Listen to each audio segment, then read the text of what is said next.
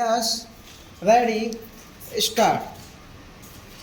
If the internal fabric is weak, if the internal thought is loose, then no amount of military spending will provide to the nation the security that it is seeking.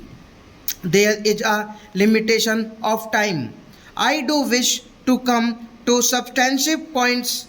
My resolution talks of deteriorating security environment. I shall submit through history and in a very real geostrategic sense that there are three strategic components if one is talking of the external security to this nation's security.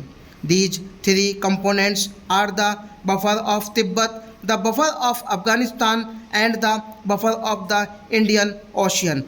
The very structuring of this peninsular subcontinent is such that it is bound to the Himalayas, which provides a kind of protection, and it is encircled by the Indian Ocean, which provides us protection from aggression across the seas. It is my sad duty to point out to this nation, to this house, and through the house to whosoever is hearing this, that independent India's history of our efforts at preservation of even the territorial integrity of our country do not stand up to scrutiny. In the 40s, we accepted the biting an, of a portion of Jammu and Kashmir. In the 50s, we accepted the elimination of the buffer of Tibet. We went on, and in the 60s accepted the biting of the high tops of the Akshay chain in the 60s itself, and as continued through the 70s, we accepted a diminution of our presence in the Indian Ocean through independent India's history.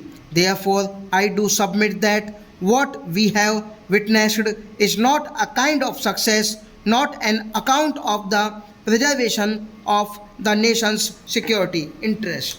We are well aware that around us in the South Asian region are centered focal points of conflict in Southwest Asia, in Southeast Asia, in the West Asia region, and these focal points of conflict, these focal points of strife do effect on our security concerns. I was talking about the implications of strife outside of territorial boundaries, and we have to understand that living in the kind of interdependent world that we are, what happens outside the geographical boundaries of our nation outside does not isolate us from the impact of it.